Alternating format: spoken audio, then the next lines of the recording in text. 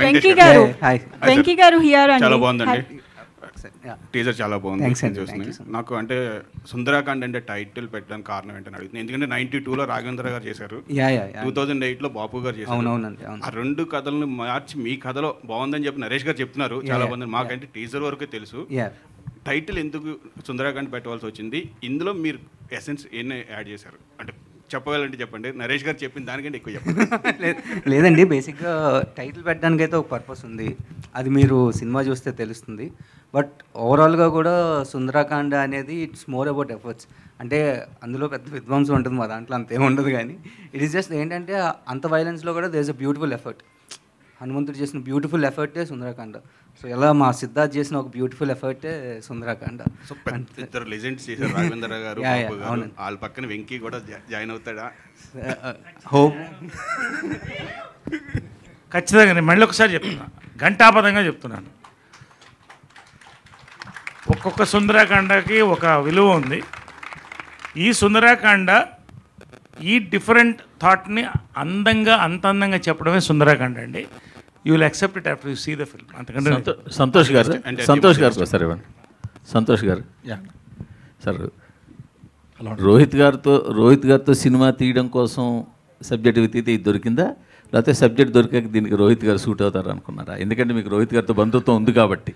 రెండు కాదండి, బేసికల్గా I mean as you know that నేను అన్నయ్య కజిన్. సో వెంకీ కూడా లైక్ నాకు 5 years నుంచి తెలుసు. సో స్టోరీ డిస్కషన్స్లో చాలా ఉన్నాయి స్టోరీస్. సో ఇది కూడా వన్ ఆఫ్ ద స్టోరీ అనమాట. సో దీనికి మంచి కమర్షియాలిటీస్ ఉన్నాయి అండ్ ప్రాపర్ సినిమా ఇది, I mean proper love story and మంచి ఎంటర్టైనర్ ఇది.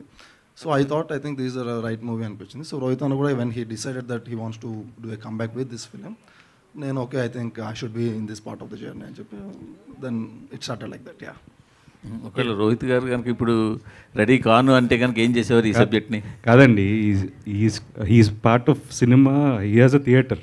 ఓకే, పుట్టపర్తిలో is a part of cinema. చిన్నప్పటి నుంచి సినిమాలోనే పెరిగాడు.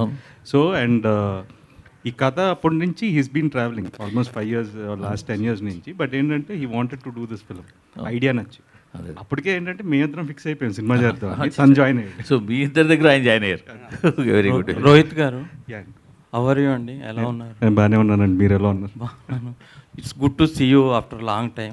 అంటే 6 years ఎందుకని గ్యాప్ తీసుకున్నారు? అంటే మీకు సరైన కథలు రాలేదా, లేకపోతే మీరు చేయకూడదు అనుకున్నారా, బ్రేక్ తీసుకోవాలనుకున్నారా, ఎందుకని చేయలేదు? అంటే ఇప్పుడు ఆమె అడిగినట్టు అది కోఇన్సిడెన్సా? కోఇన్సిడెన్సే అండి. అంటే ఇప్పుడు 2017-18లో నేను చేసిన సినిమాలు నాకు నచ్చలేదండి. ఐ వాజ్ లైక్ కమర్షియల్ సినిమాలు చేస్తే వర్కౌట్ అవుతాయనే మైండ్ సెట్లోకి వెళ్ళిపోయి ఐ స్టార్టెడ్ డూయింగ్ చాలా డిఫరెంట్ నాకు నచ్చనివి వాడతాయేమో అని చెప్పి చేయడం మొదలెట్టాను. బట్ ఏంటంటే ఆఫ్టర్ దట్ ఐ రియలైజ్ ఏంటంటే తెలియకుండా ఒక లూప్లో పడిపోయాను. సో బ్రేక్ ఇద్దాం అనేది initial idea. But covid and then ఇంట్లో చిన్న ఫ్యామిలీ ఇష్యూస్, సో వాటి వల్ల ఇంకొంచెం డిలే అయింది అంతే అండి. ఓకే, శ్రీదేవి గారు, ఇప్పుడు థియేటర్స్కి కూడా జనాలు రావట్లేదని అంటున్నారు కదండి, అంటే ఎట్లా తీసుకుంటారు? కొంచెం చిన్న సినిమాలకి రావట్లేదు, ఓన్లీ పెద్ద సినిమాలకే ఓపెనింగ్స్ ఉంటున్నాయి, ఆ తర్వాత మళ్ళీ ఏ సినిమా వచ్చినా కూడా జనాలు రావట్లేదు అని అంటున్నారు కదా ఇప్పుడు. అలా అనేది ఏం లేదండి. ఇప్పుడు బెస్ట్ ఎగ్జాంపుల్స్ 3-2 హిందీలో. You name the biggest Bollywood stars, వాళ్ళకంటే ఏంటంటే 3-2 ఇట్ బిగ్గెస్ట్ బిజినెస్. అంటే కంటెంట్ మీద నమ్మకం. సో సినిమా బాగుందంటే ఖచ్చితంగా థియేటర్లకు వస్తారు. సో తెలుగులో మీరు సామాజవర్గం నా సినిమా తీసుకోండి, అలా ఎన్నో సినిమాలు, బేబీ, ఎవ్రీథింగ్. సినిమా బాగుంటే ఖచ్చితంగా జనాలు థియేటర్కి వస్తారండి. సినిమాకి పెద్ద చిన్న తేడా తెలియదండి, బాగుందా బాగాలేదా అంతే. అంటే ఓటీటీ ఇంపాక్ట్ ఉందంటారా? ఓటీటీలో సినిమా వస్తుందండి 3 వారాల తర్వాత. అలా అని చెప్పి ఈరోజు చూడకుండా ఉండలేం కదా. వ్యక్తి గారు, నేను ఇందాక అదే చెప్పానండి, మంచి సినిమా తీయడం వేరే, థియేటర్కల్ ఎక్స్పీరియన్స్ ఇవ్వడం వేరే. అగైన్ ఐమ్ కోటింగ్ సమాజ వర్గంలో థియేటర్కల్ ఎక్స్పీరియన్స్. చిన్న సినిమా అన్నారు కాబట్టి సినిమాకి చిన్న పెద్ద లేదు, ఇందాక రోజు చెప్పినట్టు. ఈ సినిమా ఇక్కడ ఐఎమ్ మార్కింగ్ థియేటర్కల్ ఎక్స్పీరియన్స్ మీరు రాసుకోండి అని చెప్తున్నాను అంతే. శ్రీదేవి గారు హియర్. మేము ఆల్రెడీ స్క్రీన్ మీద శ్రీదేవి గారిని మిస్ అవుతున్నాం. మీరు ఆఫ్టర్ లాంగ్ టైం ఇప్పుడు మళ్ళీ చేస్తున్నారు. అంటే మీరు కనిపించిన ప్రతిసారి ఒక చరిష్మా కనిపిస్తుంది స్క్రీన్ మీద.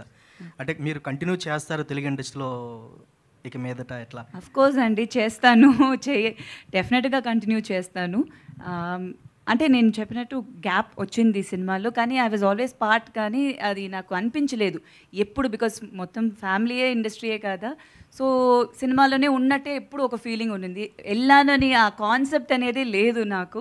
బట్ మళ్ళీ ఈ బిగ్ స్క్రీన్లో మళ్ళీ ఫిల్మ్స్ చేసేది చాలా హ్యాపీగా ఉంది. డెఫినెట్గా కంటిన్యూ చేస్తాను. మంచి సినిమాలు చేయాలి, మంచి క్యారెక్టర్స్, డిఫరెంట్ క్యారెక్టర్స్ పోర్ట్రే చేయాలని ఉంది. సో 100%. రోహిత్ గారు ఒక సర్టెన్ ఏజ్ వచ్చాక అబ్బాయిలు చాలా తికమక పడుతూ ఉంటారు. మీరు అలాంటి పాత్ర చేశారు. ఆ పాత్ర చేసినప్పుడు మీకు ఎలాంటి అరే రియల్ లైఫ్లో ఇలా కూడా ఫేస్ చేస్తారా ఈ ఏజ్లో ఉన్న అబ్బాయిలు, అట్లా ఏమైనా మీకు ఉందా? లేదు, డెఫినెట్గా అండి. ఈ సినిమా చూసి ఈ ఏజ్ బ్రాకెట్లో ఉన్నాడైతే కంగారు పడతాడు. సో అదైతే డెఫినెట్గా ఉంటుంది.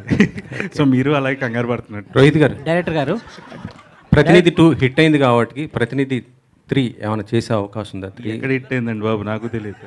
హిట్ కాలేదా? మంచి ఇంపాక్ట్ అయింది కదా. కాదు, నిజంగా సినిమా వచ్చిందని తెలుసో తెలియదో కూడా తెలియదండి. మీరు అన్నిసార్లు అడిగేసరికి ఓరే వచ్చిందా సినిమా అనుకుంటున్నారు. అయ్యో, గ్రేట్ అండి. అవ్వలేదు అని కూడా చెప్పుకోవడం హీరోగా అయితే గ్రేట్ అనిపిస్తుంది. కాదండి, నేను సీరియస్లీ మీరు చెప్పింది నిజమే. కాదండి, నేను చెప్పకపోయినా అదే రాస్తారు కదండి. ఆడలేదు, ఇప్పుడు లాస్ట్ సినిమా ఆడలేదనే రాస్తారు.